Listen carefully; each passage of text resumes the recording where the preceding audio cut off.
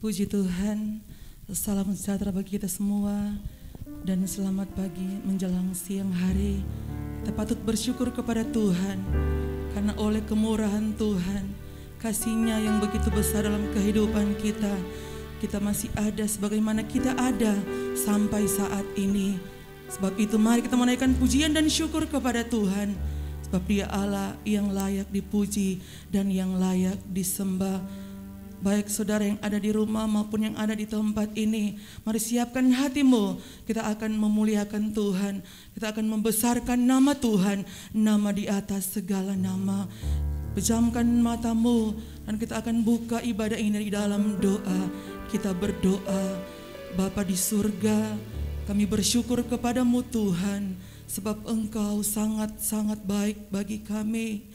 Kasih-Mu, anugerah-Mu menyertai kami sepanjang minggu yang sudah lewat Tuhan. Kami berjalan bersama dengan Engkau. Kami menikmati kasih Tuhan yang begitu besar dalam hidup kami. Sebab itu hati kami penuh dengan ucapan syukur Tuhan. Saat ini Engkau kembali beri kami kesempatan untuk kami dapat masuk di dalam bait-Mu yang kudus. Kami dapat untuk memuji memuliakan Engkau Tuhan. Sebab itu sucikan dan kuduskan kami. Ambil alih ibadah dari awal sampai pada akhirnya. Biarlah Roh-Mu mengalir di tempat ini Tuhan, menguasai setiap hati dan pikiran kami, sehingga hadirat-Mu kami nikmati bersama dengan Engkau. Terima kasih Tuhan, terima kasih. Kami buka ibadah ini dan alaskan hanya di dalam satu nama yang ajaib, yaitu dalam nama Tuhan Yesus Kristus, yang adalah Tuhan dan Juru Selamat kami, siap untuk mengurapi kami. Haleluya, haleluya, amin. Puji Tuhan. Mari berikan yang terbaik bagi Tuhan.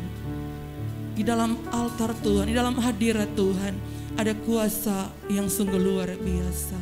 Kita mau masuk di dalam hadirat-Nya yang kudus.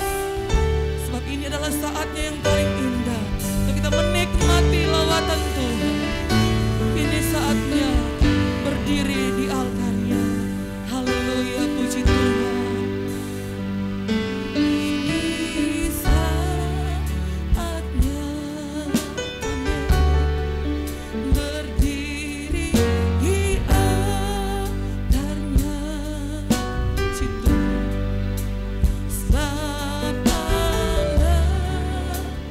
Maha Kudus.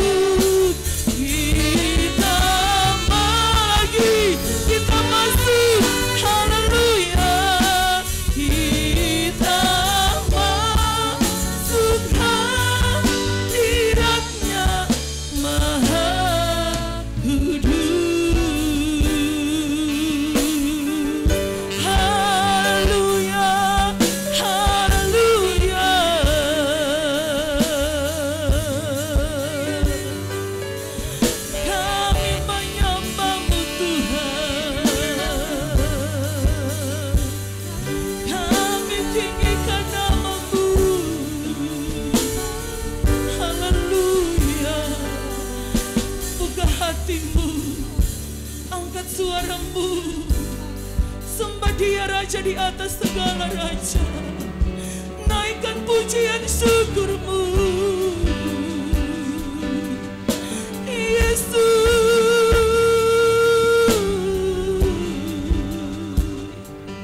Engkau yang layak disembah, Engkau yang layak dipuji, Engkau yang layak ditinggikan.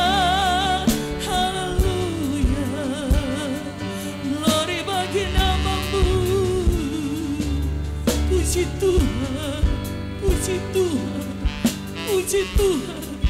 Haleluya, haleluya. Naikkan pujian syukurmu bagi Tuhan. Haleluya, haleluya. Yesus, Yesus, kami memuji kebesaran-Mu. Kami sembahkan Engkau Allah yang luar biasa. Engkau Allah yang hebat. Terpujilah nama-Mu Tuhan. Haleluya, haleluya, haleluya, haleluya. Beri kemuliaan bagi Tuhan Allah kita. Yesus, Yesus, Engkau dahsyat Tuhan. Haleluya, haleluya, haleluya, haleluya. Ajaib Engkau Tuhan. Haleluya. Puji Tuhan, puji Tuhan. Kita akan tinggikan Tuhan. Kesukaan kita adalah kekuatan yang daripada Tuhan. Amin. Puji Tuhan, sekalipun dalam keadaan yang tidak menentu hari-hari ini, tapi mari tetap bersuka karena kita punya Allah yang luar biasa. Haleluya. Berikan kemuliaan bagi Tuhan. Haleluya. Kesukaanku hanya Yesus sajalah. Amin. Puji Tuhan. Haleluya. Puji Tuhan. Amin. Haleluya. Puji Tuhan. Haleluya. Kesukaanku hanya Yesus sajalah. Kesukaanku Dia penolong jiwaku. Kesukaanku Dia ampuni dosaku. Kesukaanku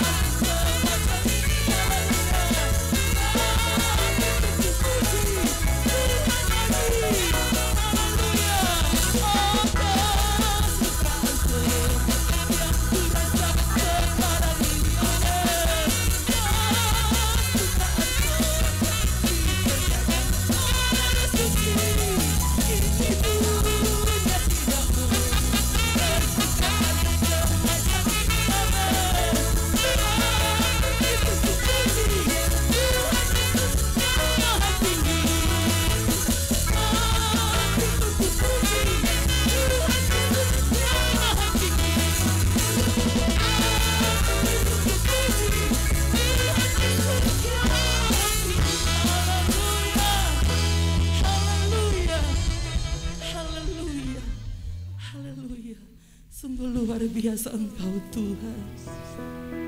Engkau Allah kami yang kami percaya. Engkau Allah kami yang kami andalkan satu-satunya dalam hidup kami. Kau sumber kekuatan, Kau sumber kedamaian, Kau sumber pengharapan bagi kami. Haleluya.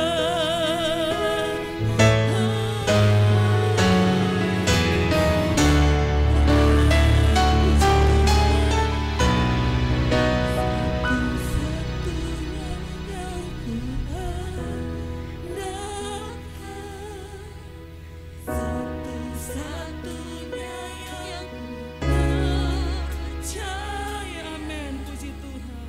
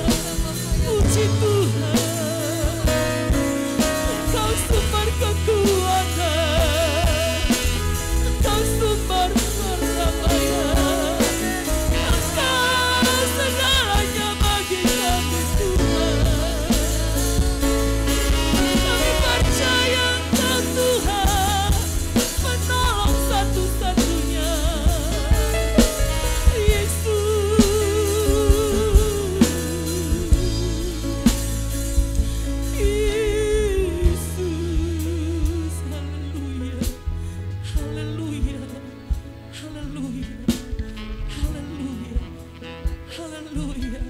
Tetap percaya, jangan pernah ragu akan kuasa Tuhan. Tetap percaya Dia sanggup memulihkan keadaanmu. Dia sanggup melawat saudara dan saya. Haleluya, puji Tuhan.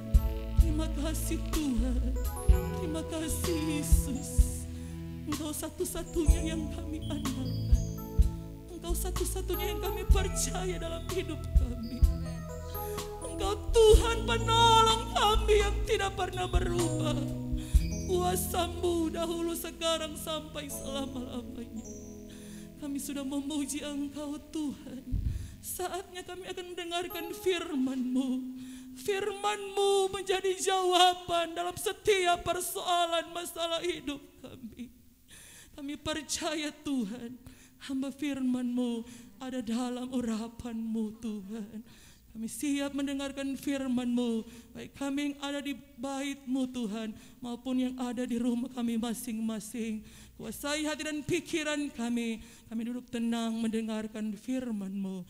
Dalam nama Tuhan Yesus, kami sudah berdoa mengucap syukur.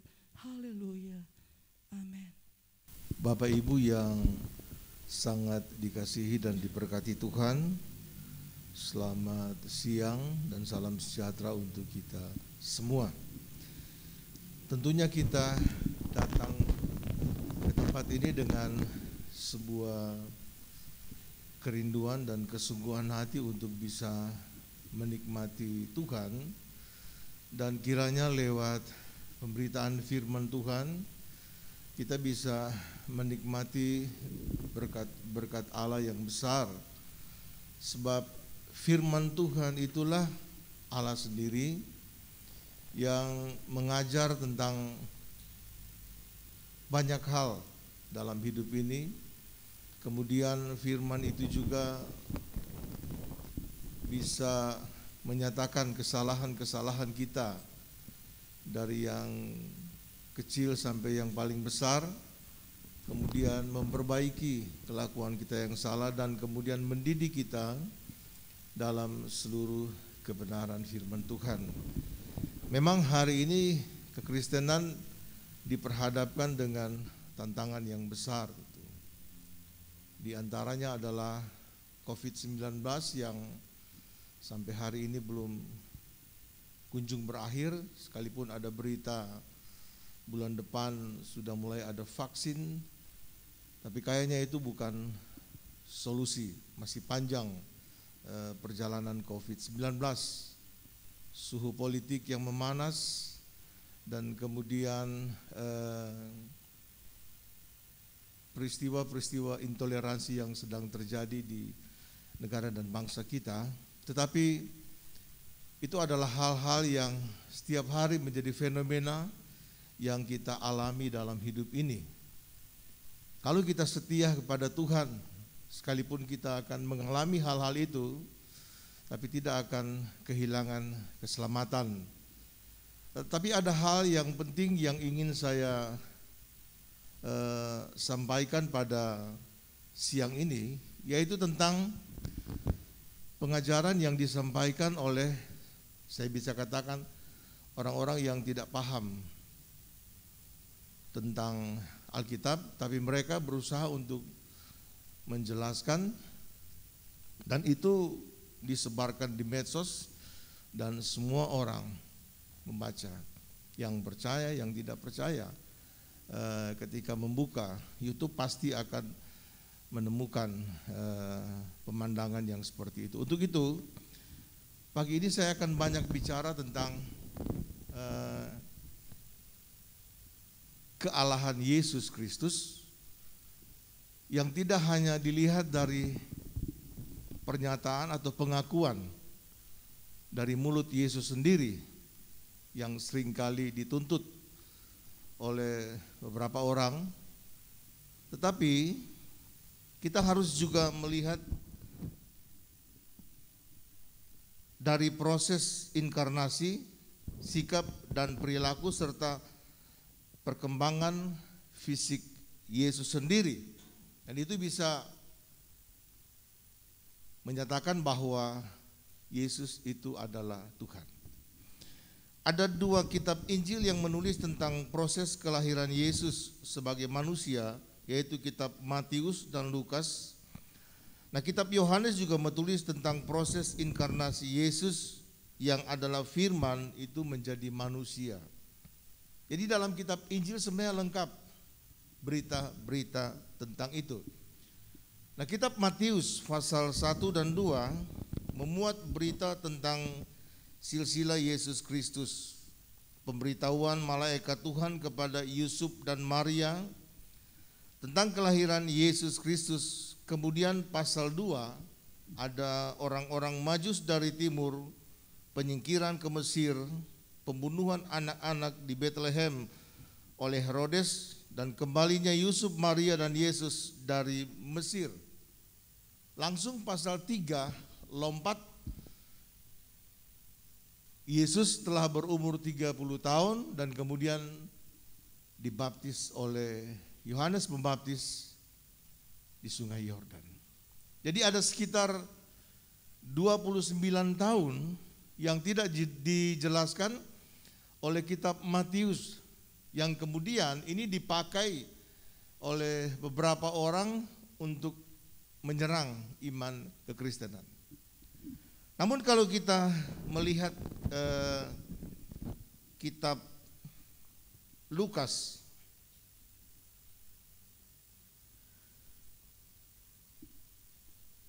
lebih jelas menjelaskan tentang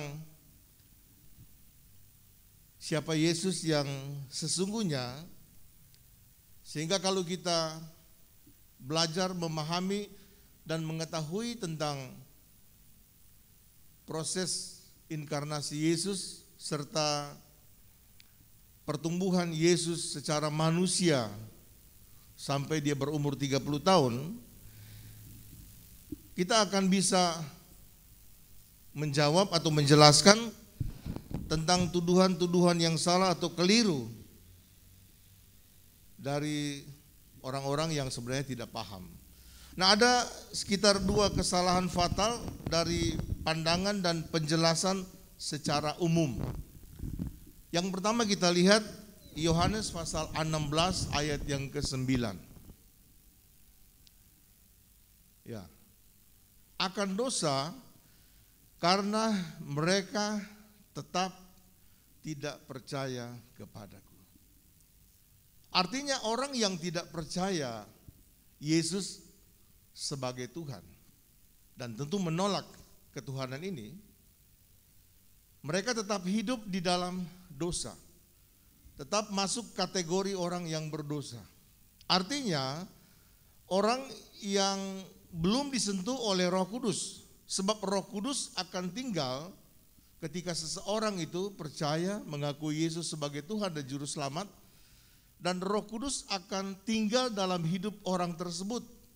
Dan berdasarkan tuntunan Roh Kudus inilah orang bisa mengerti, bisa memahami, dan juga bisa menjelaskan tentang siapa Yesus yang sesungguhnya. Yang kedua, dalam kitab 2 Petrus pasal pertama ayat 20 sampai 21. Yang terutama harus kamu ketahui ialah bahwa nubuat-nubuat dalam kitab suci tidak boleh ditafsir menurut kehendak sendiri. Sebab tidak pernah nubuat dihasilkan oleh kehendak manusia, tetapi oleh dorongan Roh Kudus orang-orang berbicara atas nama Allah. Jadi jelas di sini bahwa semua orang, dari yang kecil sampai orang tua usia lanjut, itu bebas untuk membaca Alkitab. Tapi ketika sampai pada penafsiran, tidak semua orang bisa menafsir Alkitab.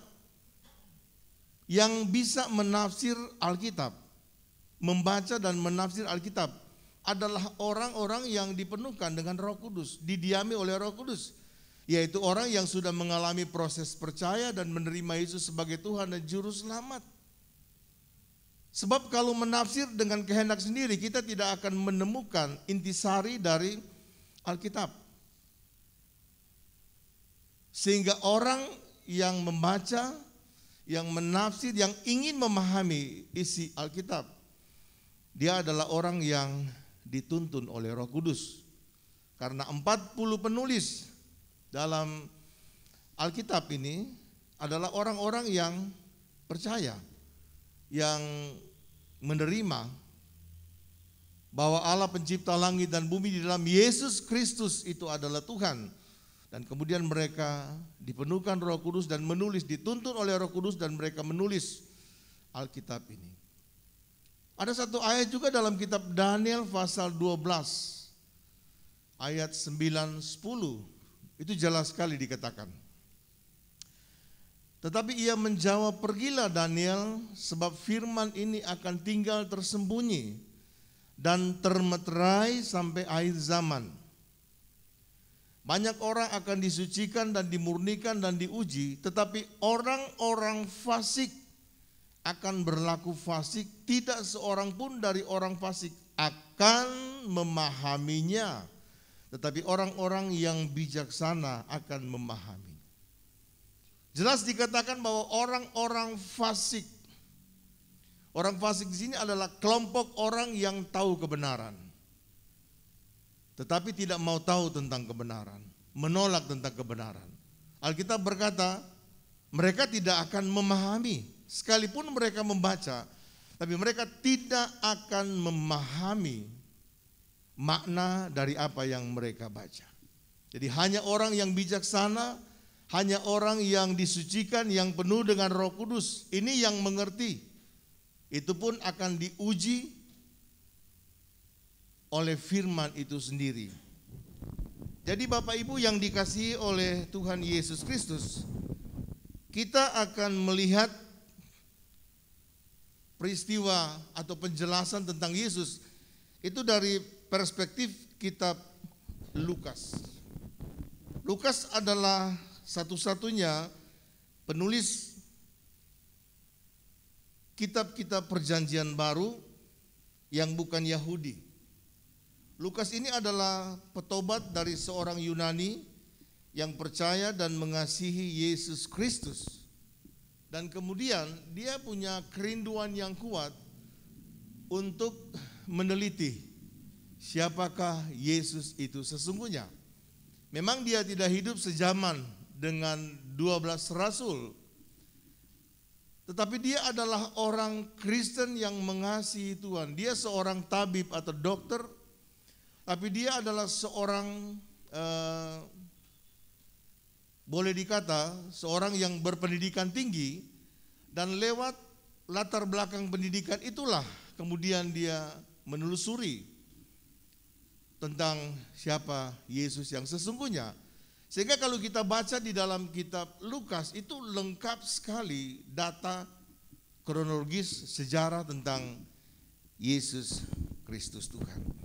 Nah, tema sentral dari kitab Lukas ini adalah Yesus Juru Selamat yang ilahi dan yang manusiawi.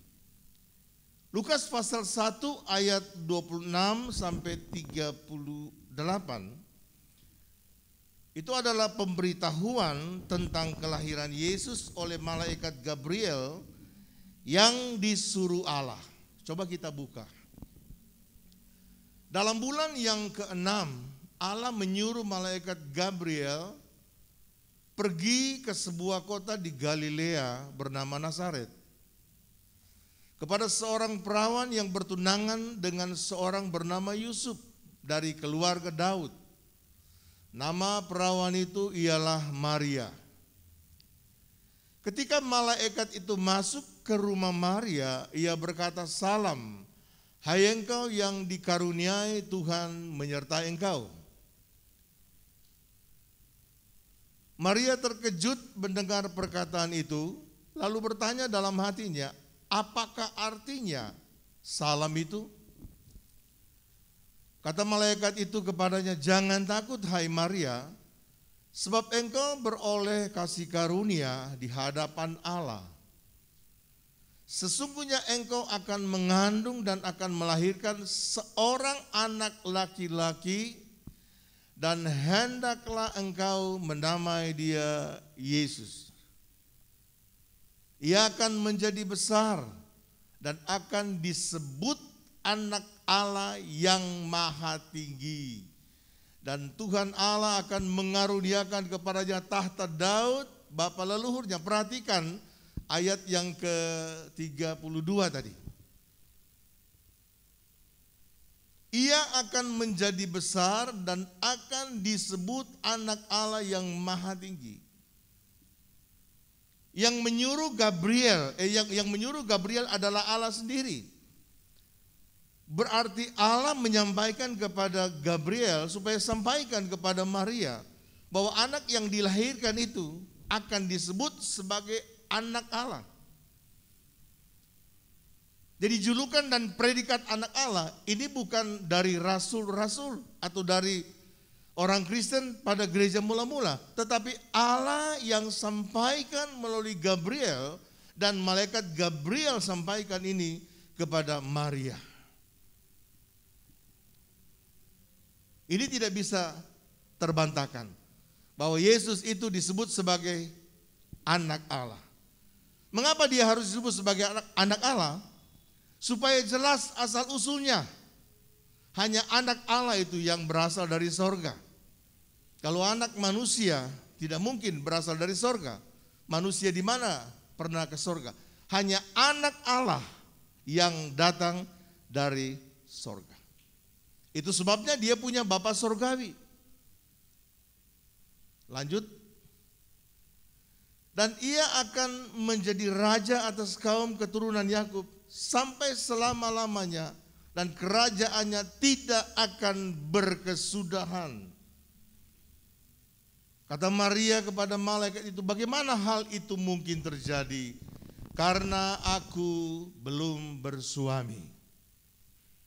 Jawab malaikat itu kepadanya, Roh Kudus akan turun atasmu, dan kuasa Allah yang maha tinggi akan menaungi engkau. Sebab itu anak yang akan kau lahirkan itu akan disebut kudus, anak Allah. Sampai 2 kali malaikat menggunakan istilah anak Allah yang kudus disebut. Jadi proses Maria hamil atau mengandung itu adalah proses adikodrati, bukan proses biologis manusia, bukan. Tapi ini proses adikodrati. Maria belum pernah bersentuhan dengan laki-laki.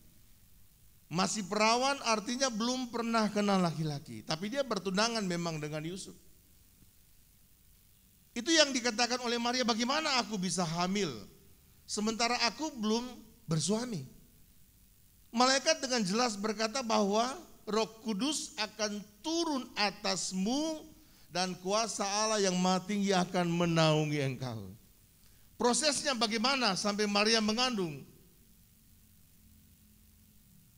Itu adalah urusan Tuhan. Roh Kudus masuk ke dalam kandungan, dan prosesnya bagaimana sehingga ada janin dan Maria mengandung. Itu adalah urusan Tuhan. Itu urusan adikodrati. Dokter pun tidak bisa menjelaskan ini seperti apa. Jadi kita sebagai orang percaya, sebagai orang Kristen, kita percaya apa yang dikatakan oleh malaikat Gabriel. Proses Maria hamil, kita harus terima dan ya dan amin. Ini adalah keyakinan sebagai orang yang percaya kepada Kristus. Lanjut. Dan sesungguhnya, ini tentang proses Yohanes. Elisabeth anakmu itu, ia pun akan mengandung seorang anak laki-laki pada hari tuanya. Dan inilah bulan yang ke-6 bagi dia yang disebut mandul itu. Jadi selisih usia antara Yesus dengan Yohanes itu hanya 6 bulan.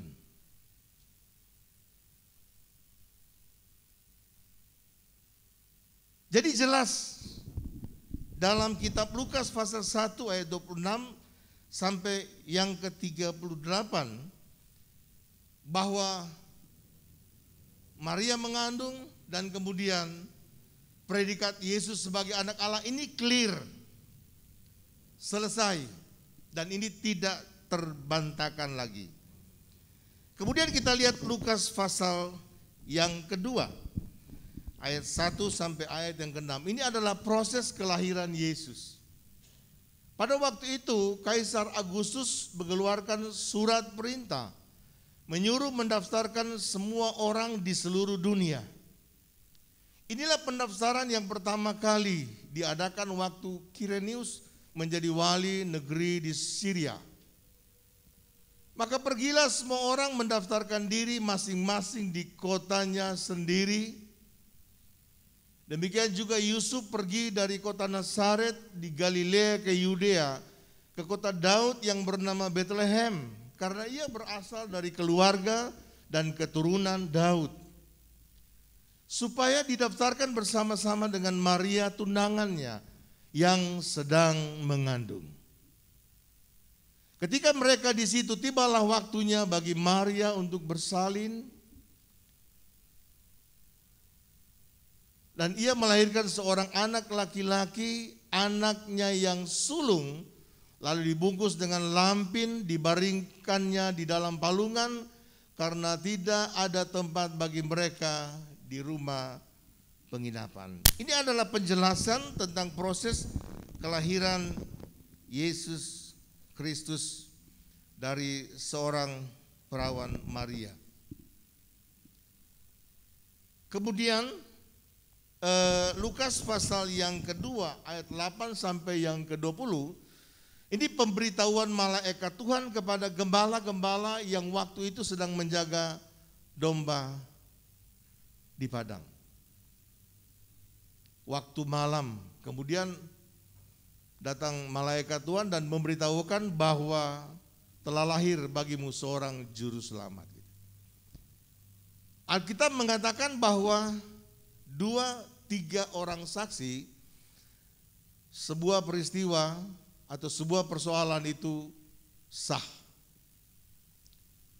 Nah, tentang kelahiran Yesus Kristus itu ada 3 kelompok yang menjadi saksi. Pertama, yang menjadi saksi pertama adalah Yusuf dan Maria, karena mereka menerima langsung dari malaikat Gabriel.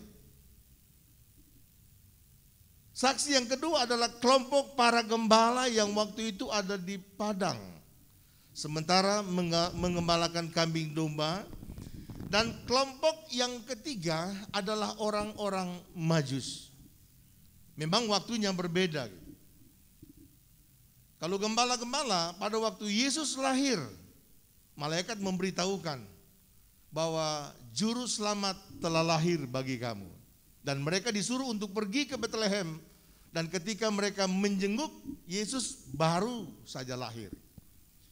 Tapi kalau orang Majus, itu Yesus sudah bukan lagi di palungan, tapi Alkitab mengatakan dia sudah di rumah. Jadi orang Majus bertemu dengan Yesus dan orang tuanya itu sudah di rumah. Jadi Yesus kira-kira sudah berumur sekitar setahun mungkin. Sudah lari-lari, sudah jalan gitu. Karena orang Majus dari timur itu jauh, ribuan kilometer. Kalau hari ini 1000 kilometer atau 2000 kilometer itu bukan masalah. Bisa sekitar 2 hari atau 3 hari dengan mengendarai mobil. Atau kalau dengan pesawat hari itu bisa tiba. Tapi zaman dulu kendaraan yang paling cepat adalah onta, kuda dan keledai. Nah, orang Majus perjalanan mereka itu berbulan-bulan untuk tiba di Bethlehem. Jadi bukan cuma sehari 2 seminggu, tapi berbulan-bulan. Diperkirakan itu mereka dari, ada penelitian yang terakhir, mereka mungkin dari suku Sinim katanya. Nah, suku Sinim itu ada satu suku di Tiongkok di sebelah utara yang namanya suku Sinim. Diperkirakan dari situ. Karena memang ilmu perbintangan mereka sudah cukup maju pada waktu itu. Sehingga ketika mereka melihat bintang dari seorang anak raja yang lahir, maka mereka mengikuti bintang itu dan sampai di Bethlehem. Jadi 3 kelompok saksi ini sah. Dan ini clear bahwa Yesus benar-benar dilahirkan di Bethlehem dari orang tua biologis, yaitu Yusuf dan Maria. Kemudian kita lihat Lukas pasal 2 ayat 21 mulai. Lukas pasal yang kedua ayat 21. Dan ketika genap 8 hari dan ia harus disunat, ia diberi nama Yesus, yaitu nama yang disebut oleh malaikat sebelum ia dikandung ibunya. Dan ketika genap waktu pentahiran menurut hukum Taurat Musa, mereka membawa dia ke Yerusalem untuk menyerahkannya kepada Tuhan. Seperti ada tertulis dalam hukum Taurat, semua anak laki-laki sulung harus dikuduskan bagi Allah. Dan untuk mempersembahkan korban menurut apa yang difirmankan dalam hukum Tuhan, yaitu sepasang burung tekukur atau 2 ekor anak burung merpati, adalah di Yerusalem seorang bernama Simeon. Ia seorang yang benar dan saleh, yang menantikan penghiburan bagi Israel. Roh Kudus ada di atasnya. Dan kepadanya telah dinyatakan oleh Roh Kudus bahwa ia tidak akan mati sebelum ia melihat Mesias, yaitu dia yang diurapi Tuhan. Ia datang ke bait Allah oleh Roh Kudus ketika Yesus anak itu dibawa masuk oleh orang tuanya untuk melakukan kepadanya apa yang ditentukan hukum Taurat. Ia menyambut anak itu dan menatangnya sambil memuji Allah, katanya, "Sekarang Tuhan, biarkanlah hamba-Mu ini pergi dalam damai sejahtera sesuai dengan firman." Masih panjang. Jadi Yesus berusia 6 hari menurut hukum Taurat, dia harus dibawa ke rumah Tuhan untuk dipersembahkan kepada Tuhan, dikuduskan oleh Tuhan. Berusia 8 hari.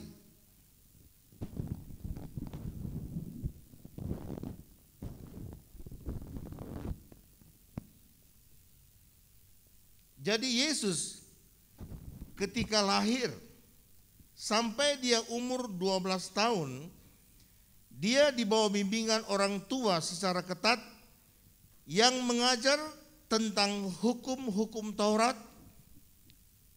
Dan hukum Taurat yang diajarkan itu terbagi dalam 3 bagian yang besar. Yang pertama hukum moral, hukum seremoni, dan hukum sipil. Dan ini kewajiban orang tua di Israel. Sudah menjadi tradisi dan budaya bahwa anak-anak sejak dari kecil itu harus diajarkan secara berulang-ulang kali oleh orang tua. Diingatkan kepada mereka. Sejarah mereka mulai keluar dari Mesir, bagaimana Allah campur tangan menolong mereka.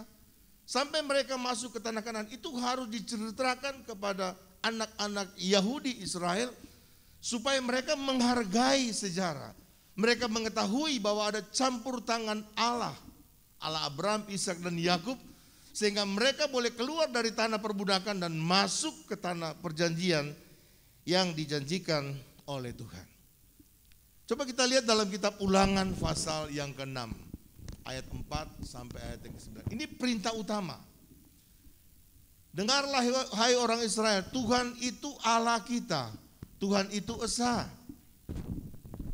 Kasihilah Tuhan Allahmu dengan segenap hatimu dan dengan segenap jiwamu dan dengan segenap kekuatanmu. Apa yang kuperintahkan kepadamu pada hari ini haruslah engkau perhatikan. Haruslah engkau mengajarkannya berulang-ulang kepada anak-anakmu dan membicarakannya apabila engkau duduk di rumahmu, apabila engkau sedang dalam perjalanan, apabila engkau berbaring, dan apabila engkau bangun. Jadi di semua segmen kehidupan bangsa Israel, anak-anak itu harus dididik secara ketat untuk mengetahui sejarah perjalanan bangsa Israel, hukum-hukum Taurat, hukum moral, hukum sipil, dan hukum seremoni. Supaya mereka dari kecil itu sudah terdidik dan terbina untuk menghargai Allah Abraham, Ishak, dan Yakub yang telah memilih mereka menjadi bangsa yang diberkati Tuhan. Ayat 8. Haruslah juga engkau mengikatnya sebagai tanda pada tanganmu dan haruslah itu menjadi lambang di dahimu. Jadi kalau kita melihat apa yang dikatakan oleh kitab Ulangan pasal yang ke-6 ini adalah tanggung jawab dan juga adalah tanggung jawab kita orang tua sebagai orang Kristen, sebagai orang percaya untuk mengajar, mendidik anak-anak kita memahami dan mengetahui ada Tuhan, pencipta langit dan bumi, ada Tuhan yang telah menebus kita dengan darahnya sendiri, dia mati di kayu salib, dia bangkit pada hari yang ketiga dari orang mati, dan kemudian dia naik ke surga dan dia berjanji dia akan datang kembali. Ini harus ditanamkan secara berulang-ulang kali. Ini tanggung jawab kita. Sehingga anak-anak kita tidak mudah digoncangkan oleh pengaruh-pengaruh yang dari luar. Kalau pengajarannya kuat. Itu sebabnya orang Israel itu begitu ketat sekali.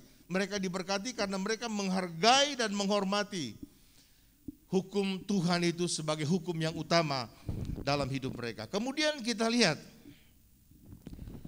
Lukas pasal yang kedua, ayat yang ke-41 sampai ayat yang tapi saya tidak akan baca semua, ayat 52.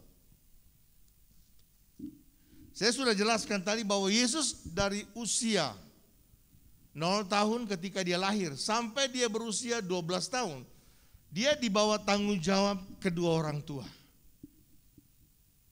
Baik pendidikan umum, pendidikan moralnya, pertumbuhannya, itu atas tanggung jawab kedua orang tua yang mendidik dia. Kemudian dari usia 12 tahun sampai usia 30 tahun, itu yang seringkali mereka katakan ada yang hilang, yang tidak dijelaskan dalam Alkitab.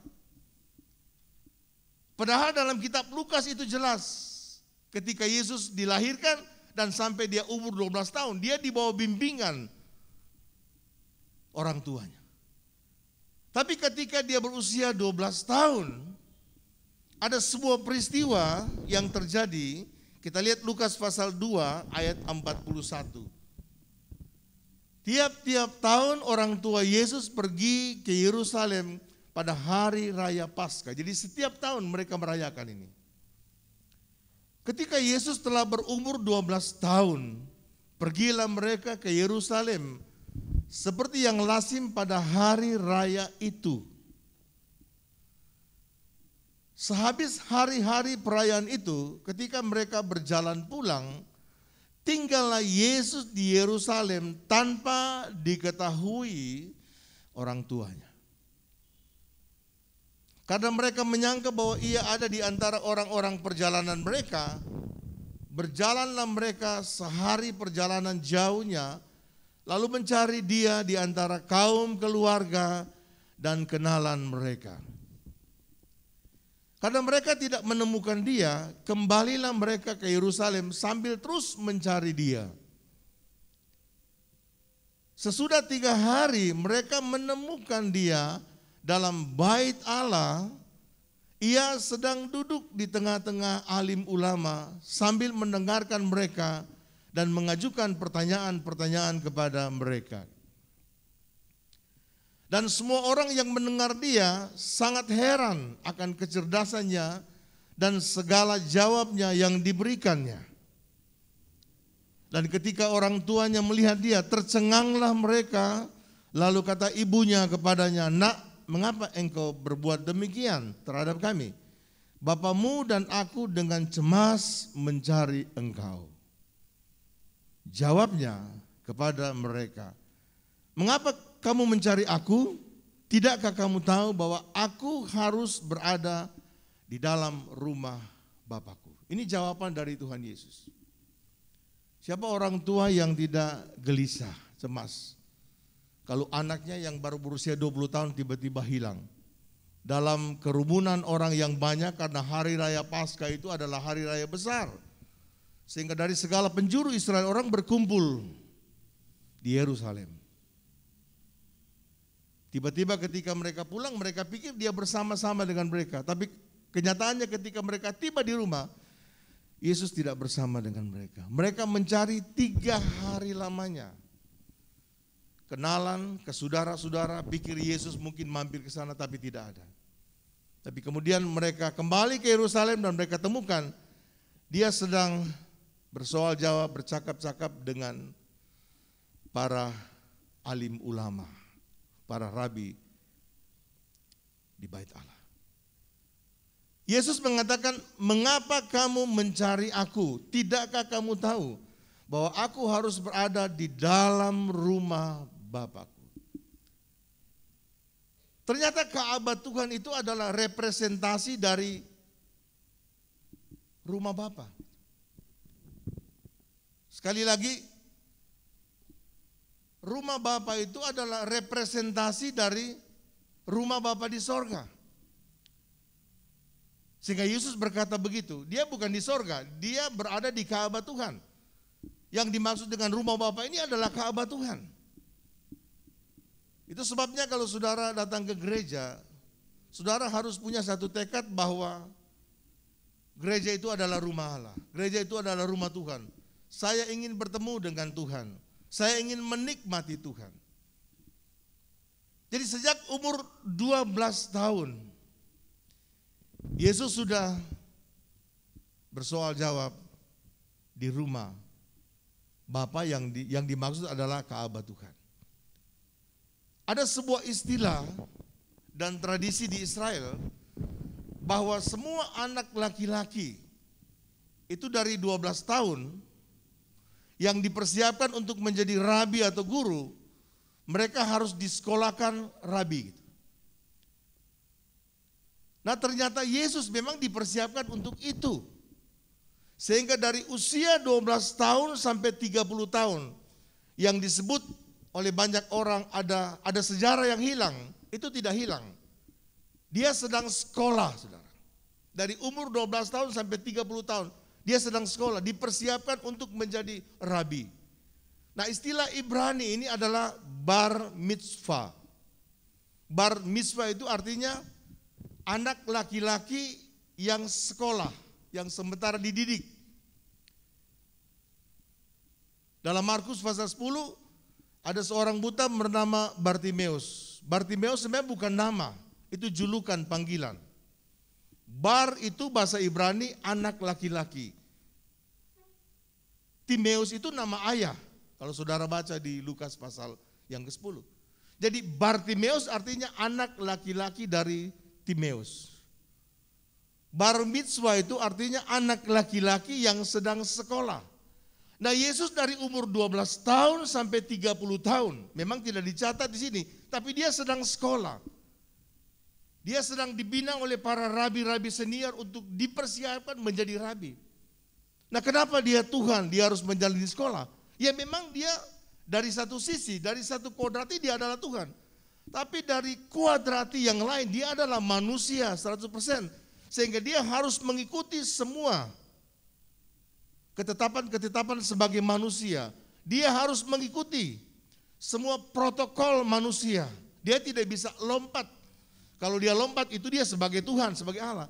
Tapi Yesus tahu bahwa dia datang sebagai manusia, itu sebabnya dia tunduk pada aturan. Dia harus sekolah dari usia 12 tahun sampai 30 tahun untuk mempersiapkan dia menjadi seorang rabi, seorang guru. Padahal dia adalah Tuhan. Ayat selanjutnya coba kita lihat. Tetapi mereka tidak mengerti apa yang dikatakannya kepada mereka. Lalu ia pulang bersama-sama dengan mereka, artinya dengan kedua orang tua ke Nazaret. Dan ia tetap hidup dalam asuhan mereka, dan ibunya menyimpan semua perkara itu dalam hatinya. Perhatikan ayat 52. Dan Yesus makin bertambah besar, bertambah hikmatnya dan besarnya, dan makin dikasihi oleh Allah dan oleh manusia. Jadi siapa bilang ada yang hilang? Jelas dikatakan dalam kitab Lukas ini. Yesus semakin bertambah besar, bertambah hikmat dan besarnya, dan makin dikasihi oleh Allah dan oleh manusia. Jadi antara 12 tahun sampai 30 tahun, Yesus sedang sekolah. Sehingga dia belum tampil di luar. Dan nanti pada usia 30 tahun setelah dia selesai dibimbing oleh para rabi, Setelah selesai dia mengikuti sekolah pendidikan sebagai seorang rabi. Ia datang kepada Yohanes di Sungai Yordan. Yang pada waktu itu Yohanes sedang membaptis banyak orang. Yohanes memang mempersiapkan jalan bagi Yesus itu hanya 6 bulan. Pelayanan Yohanes Pembaptis itu hanya 6 bulan. Dia berseru-seru di padang belantara, kemudian menyampaikan berita pertobatan kepada semua orang supaya bertobat karena kerajaan Allah sudah dekat. Yang dimaksudkan kerajaan Allah ini adalah Yesus Kristus. Kerajaan Allah sudah datang. Sehingga semua orang itu harus bertobat untuk menikmati kerajaan Allah. Dan pada waktu itu begitu banyak orang percaya datang dan dibaptis oleh Yohanes. Nah, ketika Yohanes sedang membaptis orang itu tidak dibaptis dalam nama Yesus, belum. Tapi dibaptis sebagai tanda pertobatan. Bahwa mereka yang dibaptis oleh Yohanes adalah orang-orang yang sudah bertobat.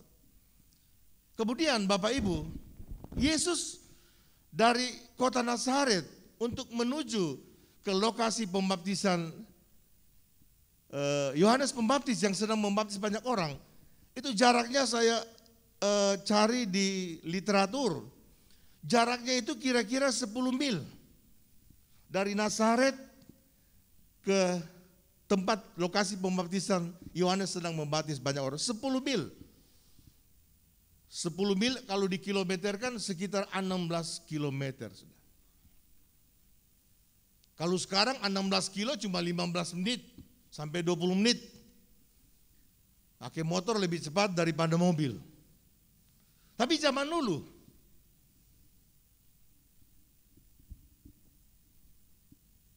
hanya keledai, kuda, dan juga onta.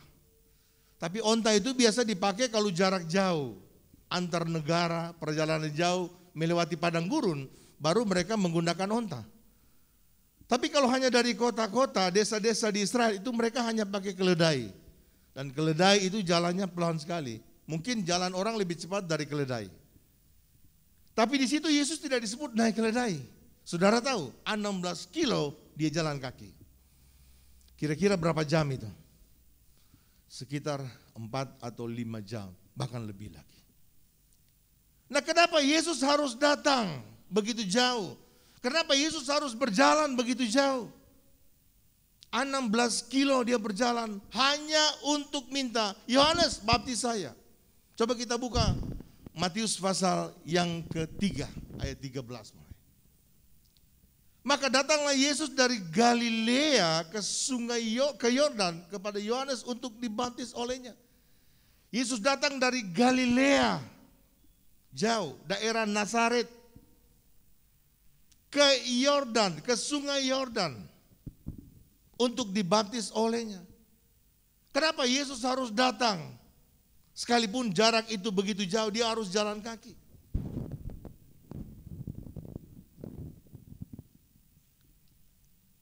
Lanjut. Tetapi Yohanes mencegah dia, katanya, akulah yang perlu dibaptis olehmu dan engkau yang datang kepadaku. Lalu Yesus menjawab kepadanya, biarlah hal itu terjadi, karena demikianlah sepatutnya kita menggenapkan seluruh kehendak Allah, dan Yohanes pun menurutinya. Bahwa baptisan itu adalah kehendak Allah. Kalau Yesus tidak dibaptis oleh Yohanes, dia belum siap untuk melayani. Dia belum resmi menjadi seorang rabi. Itu sebabnya dia berkata, Yohanes baptis saya. Tapi Yohanes berkata, aku yang perlu dibaptis, bukan aku membaptis kamu. Tapi ketika Yesus berkata, karena demikianlah sepatutnya kita menggenapkan seluruh kehendak Allah, dan Yohanes pun menurutinya. Terjadilah peristiwa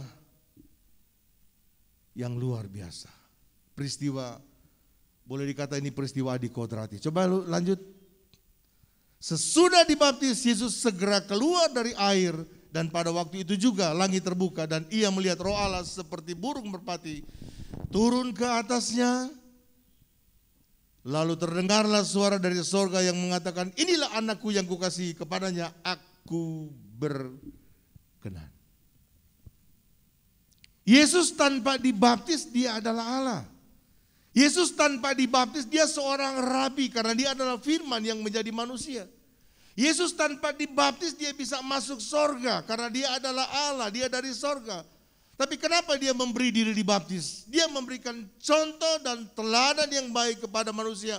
Aku rabi, aku Tuhan, aku Allah, aku dari sorga, aku yang punya kunci kerajaan sorga.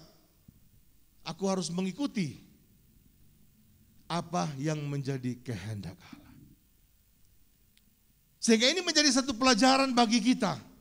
Untuk mari kita mengikuti teladan Yesus. Kalau kita adalah orang yang percaya kepada Yesus, mari kita mengikuti teladan Yesus dengan benar. Jangan hanya sampai di kata percaya, tapi bertobat, berbaptis, penuh Roh Kudus dan hidup benar secara berkesinambungan. Nah, apa yang harus kita lakukan? Ini hal yang penting sekali.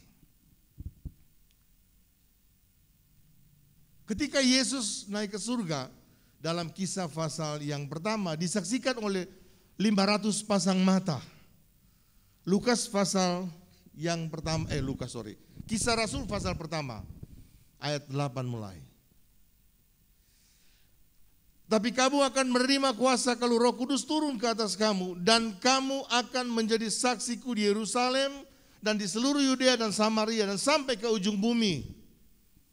Sesudah ia mengatakan demikian, terangkatlah ia disaksikan oleh mereka dan awan menutupnya dari pandangan mereka.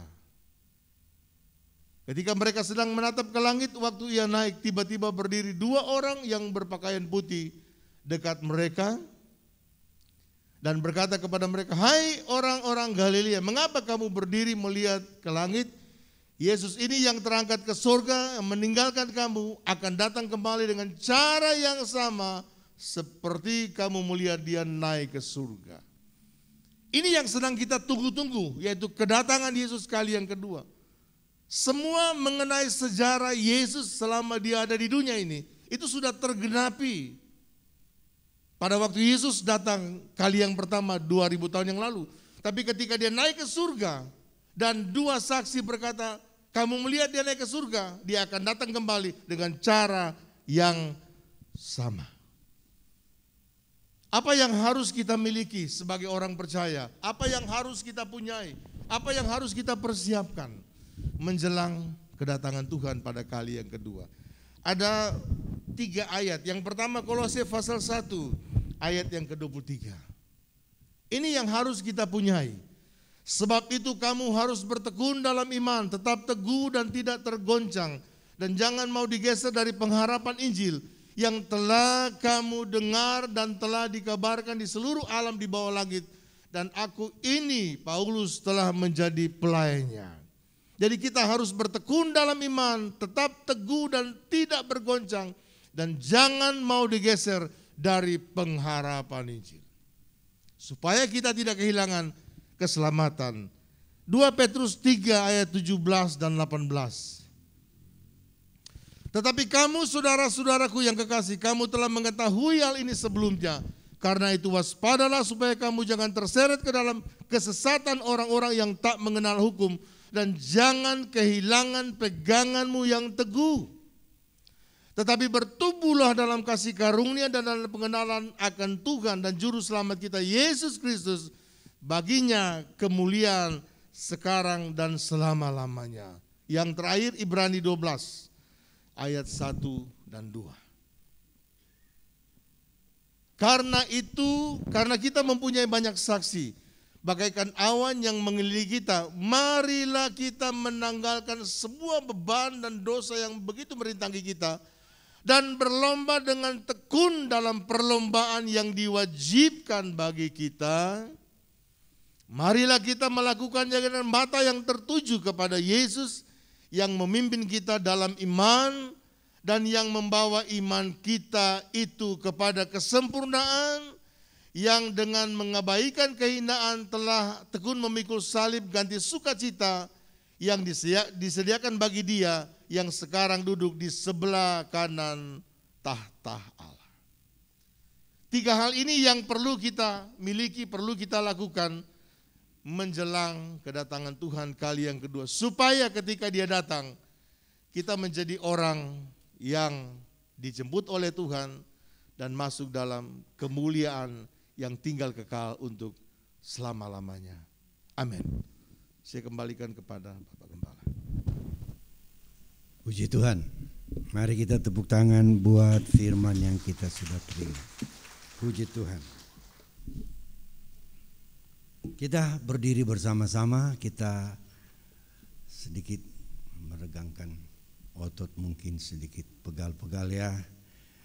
Puji Tuhan. Maranatha, Tuhan datang dengan tempo yang lambat. Tuhan.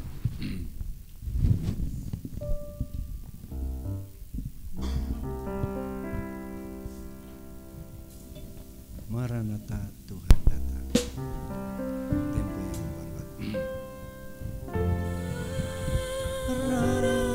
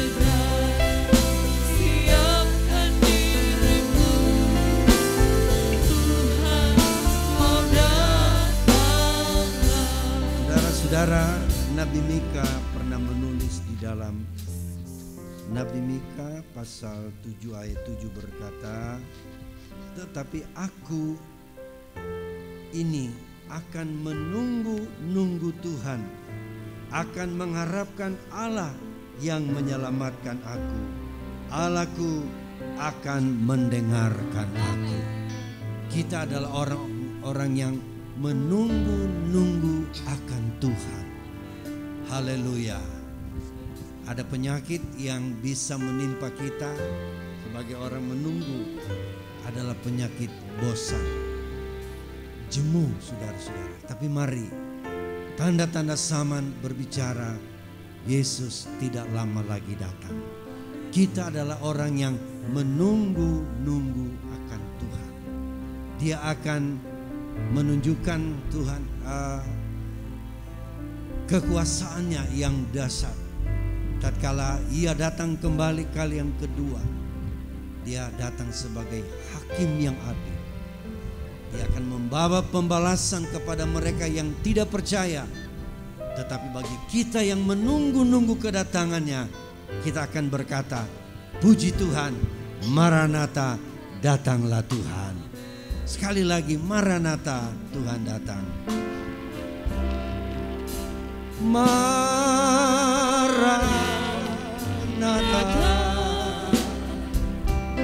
oh Tuhan datang. Bangunlah segera, siapkan dirimu, Tuhan mau datang. Bangunlah segera, bangunlah segera, siapkan dirimu, Tuhan mau datang. Terima kasih ya Tuhan akan firman-Mu yang kami sudah dengar pada siang hari ini. Kami sungguh yakin dan kami percaya kebenaran firman-Mu. Engkau telah datang menjadi juru selamat kami umat manusia, dengan jalan menebus kami dari dosa dan salah lewat pengorbanan-Mu di salib Golgota. Namun pada saat-saat ini kami sedang menantikan kedatangan-Mu. Biarlah Tuhan memberi kekuatan bagi kami, agar kami tidak jemu-jemu menanti-nantikan Tuhan. Sebab kata firman-Mu, orang yang menanti-nantikan Tuhan akan bertambah kuat, bagaikan burung Raja Wali yang terbang naik tinggi ke angkasa. Itulah sebabnya Tuhan pada siang ini sekali lagi beri kami kekuatan, semangat yang baru untuk setia mengiring Tuhan dan menantikan kedatangan-Mu kali yang kedua. Hamba firman-Mu berkati kiranya Tuhan sudah membukakan rahasia firman-Mu bagi kami. Biarlah berkat Tuhan menjadi bahagian kami. Umat-umat Tuhan yang akan memberi persembahan saat ini, balas berkat semua pengorbanan mereka. Tuhan meniliknya. Terpujilah akan Tuhan. Kami sudah berdoa bersyukur di dalam nama Yesus Kristus Tuhan kami. Haleluya. Amin. Puji Tuhan. Mari kita berdiri untuk akhir ibadah kita pada siang hari ini.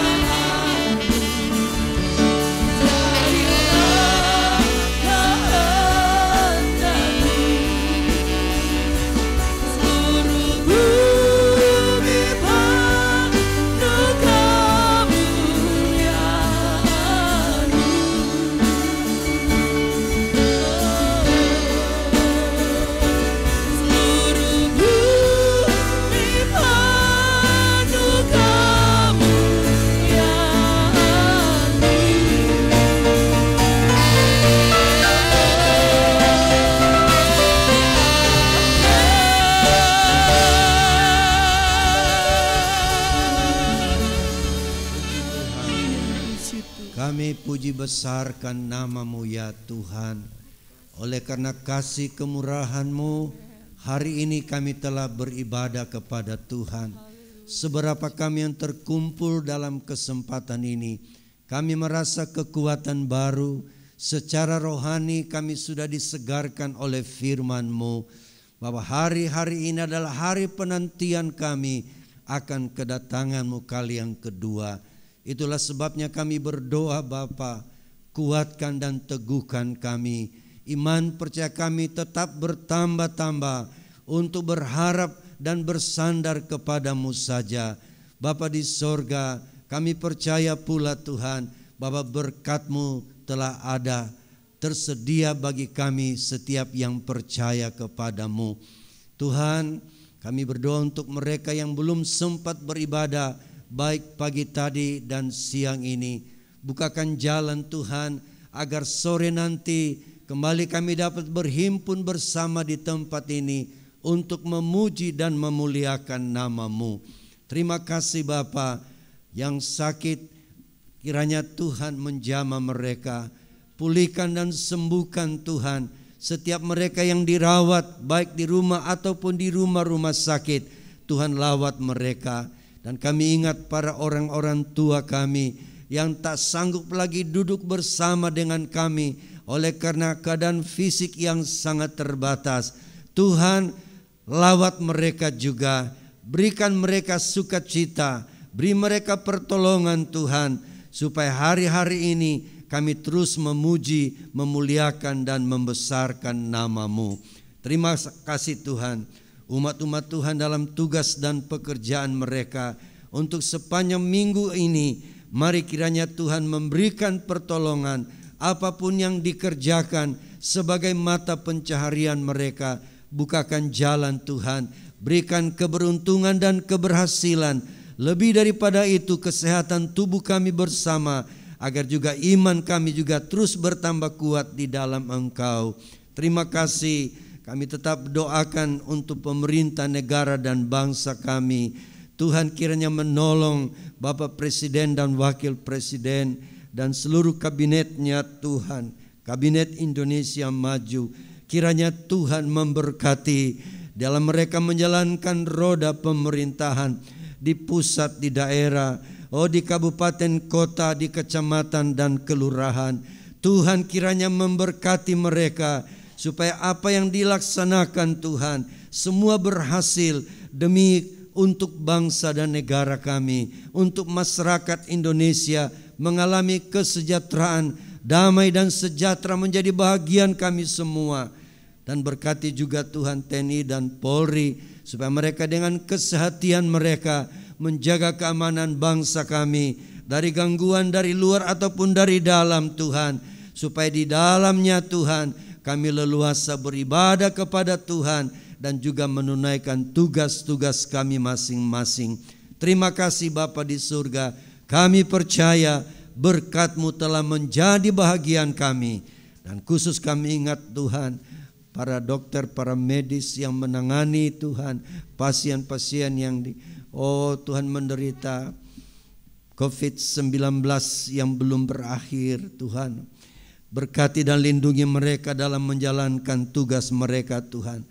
Kami mendengar banyak yang sudah menjadi korban, tetapi Tuhan kami mohon bagi mereka yang terus berjuang, Tuhan lindungi mereka, Tuhan bentengi kami bersama.